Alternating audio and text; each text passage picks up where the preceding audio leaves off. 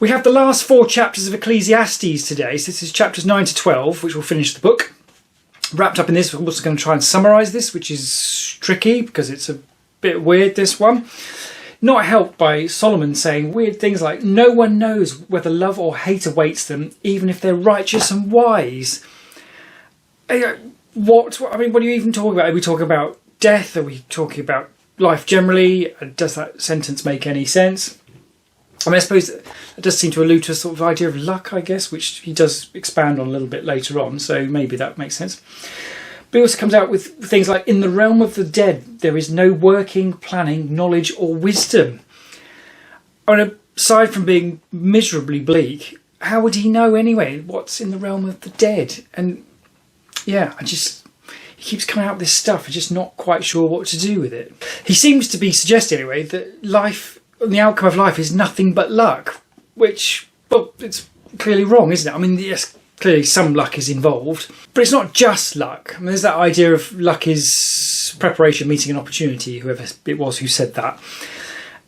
That makes some sense, doesn't it? You get people who are, you work hard and you seem to get lucky all the time, and you don't work hard and some people you don't, and some people you work hard and you get struck down with cancer or run over or something, and yeah, sure, there is some luck.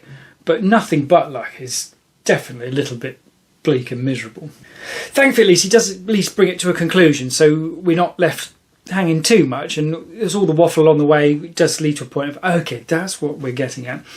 He just says, fear God and keep the commandments, as God will bring judgment of the good and the bad.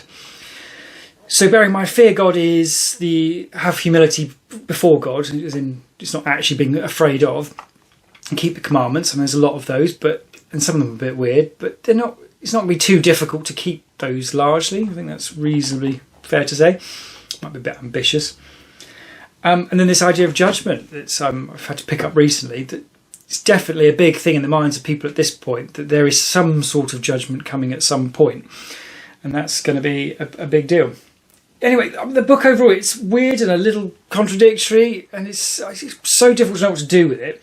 He seems to make the simultaneous points that this life is all there is, and it's a little bit miserable, but there's nothing else to do anyway, so you might as well just sort of try and enjoy it, even though you kind of can't, he seems to be suggesting. And the talk of food and drink and all the rest of it seems to be almost like a hedonistic extent. So it's a really odd book in that sense. It does make you wonder, actually, was he just a little bit mad? For one thing, the guy had 1,000 wives, or 700 wives, I think it was, and 300 concubines. But just on pure logic alone, if you see 2 of your wives a day, it's going to take you a year to get round to them. And there's an obvious mother-in-law joke there. But you think it makes an utter mockery of the whole concept of marriage. And this is a guy who claims to be wise. So it doesn't really stack up in that respect, that he's actually a wise chap. Or at least perhaps he's wise when he's talking about other people's stuff, but can't do anything right himself because he's clearly just a little bit of a muppet. So the book overall just reads as this problematic, contradictory bit written by a slightly crazy person and leaves you with a bit of okay, well, what do you do? Trying to step back from it and then trying to work out roughly, okay, what does it look like, big picture? Because you quite often find this with the Bible, I find that you read a little bit and in isolation, it's just like, what? It's just utterly mad. But then you start to see, as you zoom out, as it were, you get the bigger idea. And it seems, the best I can come up with this one, it seems to be suggesting that the secular view of life is just thoroughly unsatisfying. And that's something I've been talking about in a few videos recently, that innate human hunger for things that can never be satisfied because you get something and then you want the next thing. And it doesn't matter how much you scale that. You'd be an Olympic athlete who works their butt off. Then you get the goal, and then apparently a lot of them get quite sort of almost depressed. What's next? And it's done, and they move on.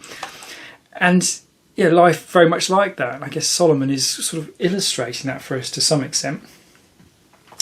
So, there's a question: is this some sort of example of what not to do, as in approaching life the way Solomon did?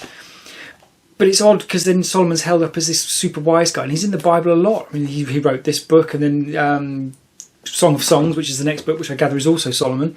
And it's a weird idea to try and hold in your head that there's someone who could be so wise and yet such a muppet, and then have something in that tension that brings out something useful for us. I don't know.